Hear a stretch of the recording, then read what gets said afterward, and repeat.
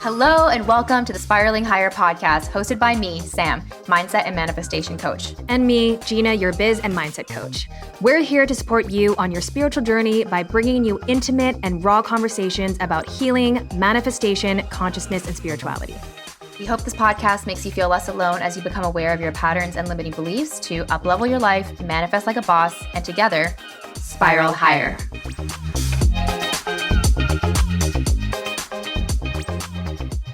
Hello, my sweet spiralers. It's Sam today, and I am feeling very emotional. I literally might start crying in this episode because what I'm about to share with you is some breakthroughs and realizations I've had and experiences and transformations I've witnessed over the past 10 weeks.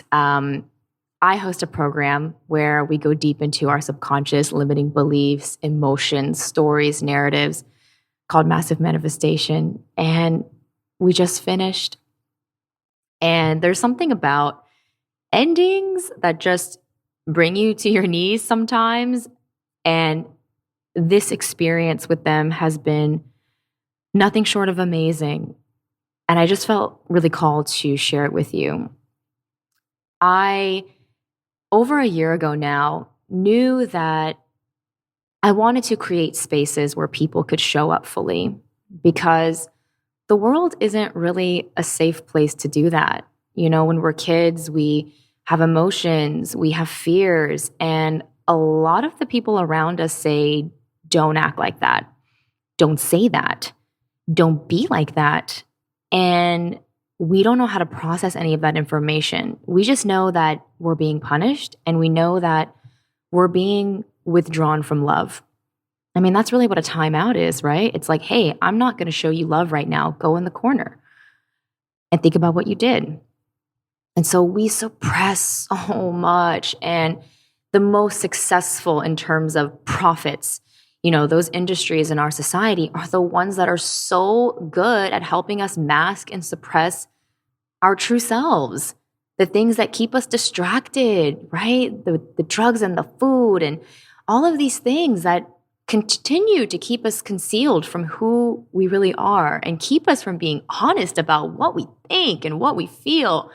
And so I knew over a year ago that I was going to create a space where the requirement was vulnerability. The requirement was inner work. The requirement was accountability to your unconscious stories, actions, habits, ways of being, so that we could shift that, so that we could have the courage to shift that, so that we could have the support to shift that. And I decided to call this space Massive Manifestation because when you do that, massive things happen. When you change your inner world, your outer world has no choice but to match that. And so this past 10 weeks was my third group. And, you know, every single group is so unique. I could list the names of every single person who has been a part of this program, and they have such a deep corner of my heart, all of them. But each group expands me to my next level, my next edge. And so because this was the most recent group, I felt and witnessed the most love and expansion and courage within myself and in them. And I'm just so deeply humbled, and I literally feel like I could just fucking cry just thinking about how lucky I am to do this work and do it with people who have such huge hearts and radical vulnerability. You know, because we established safety so early on in this group, no one was hiding. Everyone showed up fully. And because of that, we healed. You know, this group, they showed up for themselves 3 times for 10 weeks to witness their unconscious stories, patterns, and habits with the conscious intent to shift them. And there's something about that it makes it impossible for you not to change, because I tell myself every time before I start these groups that there is no way for them not to be successful when they commit this much time to themselves. And just think about that. How much time do you spend in your life committed to the investment of yourself, investing in your thoughts, investing in your actions, investing in the way you think? How much time do you spend? Most of us, not very much time. I'm lucky in that I've created a life and a business now that honestly kind of forces me to do it constantly. But before I was creating these spaces and this type of content, it was hard.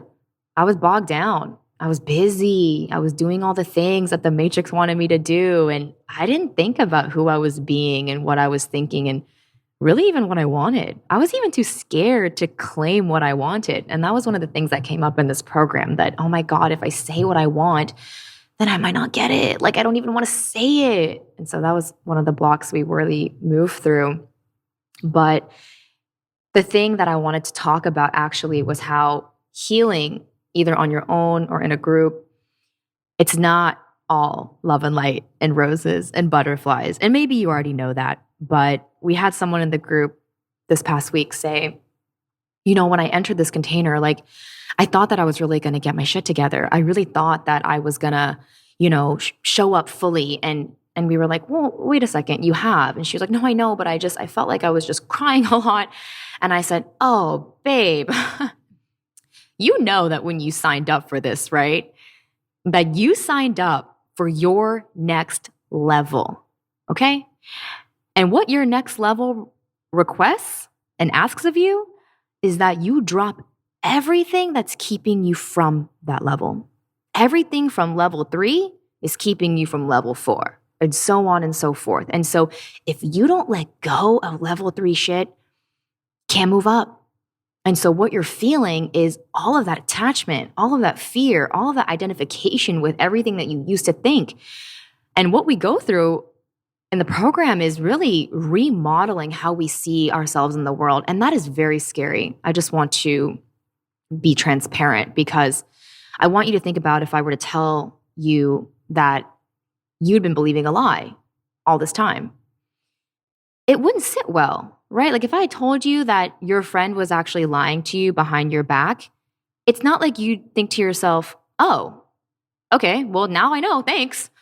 It would not feel like that. It would be a complete and total dissolution of a foundation of trust, a belief system that supported you and helped you navigate the world. You're like, what? She did what? It completely shakes up your world and sense of self. You're like, I don't even know who that is anymore. I don't even know who I am anymore.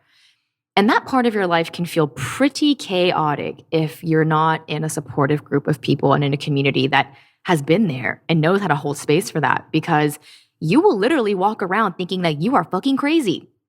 I was saying to my group this past week that, for lack of a better phrase, it literally feels like a psychotic break where you're just questioning everything, but you have no bumpers. You're just falling over and you're like, I don't know what's going on. Nothing that I thought was true is even true. How am I supposed to move through the world now? Does anything even matter? You kind of go into this like very existential hole. And so what I really wanted to create with these spaces was a way to navigate that existential period, because it is very jarring to learn that every belief I have about myself is not true. What I believe about money is not true. What I believe about my purpose and intent on this earth is not true. And I'm like, yeah. And no matter how much you believe in it, doesn't make it true. It's actually what's causing your suffering. And so we looked under the hood at all of these beliefs, all of these conditions, all of these limits to get curious. What was this creating for me? How was my reality and the experiences reflecting all the things that I thought? Because the universe doesn't test you. It fucking reflects you. And that's an annoying realization in the beginning, because you don't want to look at your shit. You don't want to look at your shit. It's so much easier to blame the outside world, the weather, right? The economy. Hey, listeners, quickly interrupting this episode to say that if you're loving this conscious conversation, we're inviting you to join the dialogue with us inside of our free Spiraling Higher community. It's our favorite place on earth, and it's where you can meet like-minded souls on their healing journey and discuss what you're spiraling through with your conscious besties. It's where we continue this conversation long after the episode ends because, as we all know, healing is an upward spiral. So join the conversation, share with us your insights, questions, and breakthroughs. We're here for it all. You can join by creating a free account by clicking the link at the top of the show notes. Can't wait to see you in there. And what we do inside of this program is take radical responsibility and an inventory of what is the conscious and unconscious parts of myself that continue to create these experiences. What are these experiences trying to teach me about me? And one of the things that we really integrated is that every single emotion is always pointing to something that you are thinking and believing about yourself or a situation. And uncovering that belief is, in the end, kind of fun. It's a little bit dicey at first, but once you actually get to the point where you realize that's what's happening, right? Your emotions are the messenger. Don't shoot the messenger, right? What's going on in me? Like, what am I projecting onto this screen that is reality? And so, for the first half of the program, it's kind of like, okay, like the realization phase and kind of like the resistance and conflict phase of like, I don't know if I'm ready to let that go, right? And that's okay, because what I always say as a coach is that I'm not here to change your beliefs. You're here to do that. You signed up to do that. I'm here to mirror back to you what your beliefs are creating. That's it. If you want to change the output, you would have to go by changing the input. And so changing that input, though, is a very diligent, committed process, which is why I had them commune with me in a group 3 times per week for 10 weeks. I'm like, there's no way this shit won't work because I'm going to force you into it.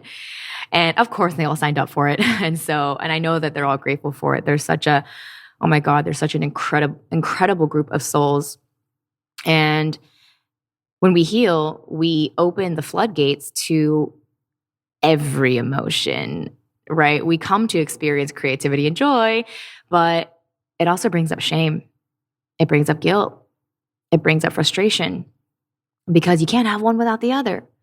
But in the experience and the allowing and the understanding of these emotions, which we explored a lot through EFT tapping, it also ignited passion, power, ambition, courage. And so what I witnessed over these past 10 weeks is literally nothing short of amazing. I really saw them release what was never theirs to begin with, to reveal a radiant, limitless human being with so much potential, just ready to be tapped. I saw them awaken their ambitions, activate their true courage. I watched them return home to themselves and find refuge in their own emotions. I watched them develop empathic curiosity toward themselves, and it literally changed everything. I mean, seriously, guys, the universe is no longer the same because of it, because they are no longer the same. They became more. I became more. And so the universe became more. Because when we expand, it expands. We are the universe. And so this message is really just to encourage you, whether you're at home, whether you're driving, wherever you're listening to this, to really think about how often do I commit to thinking about who I want to be or who I am, why I am that way, and how I could be a different way, a different version of me. And if you love the version of you now, that's amazing. Nothing wrong with the version that you are now. I'm really curious about, do you like the results that you're seeing in your life now? And if you don't, let's get radically curious about that, because the more you blame the things on the outside, the less power you have to change them. Now everything on the outside has to change before you can feel happy.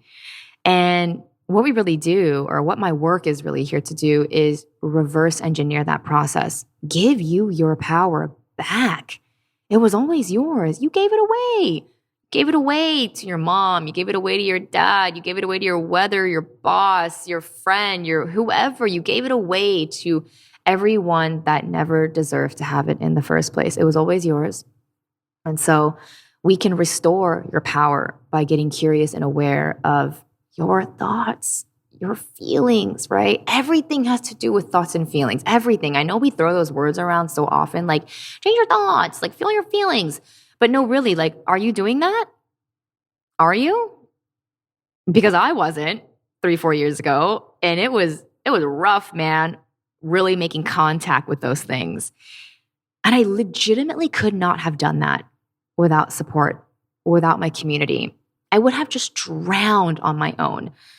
You know, when I was going through that existential period, thank God I had a couple of friends who were like already on the other side of that, because they were like, oh yeah, you're good.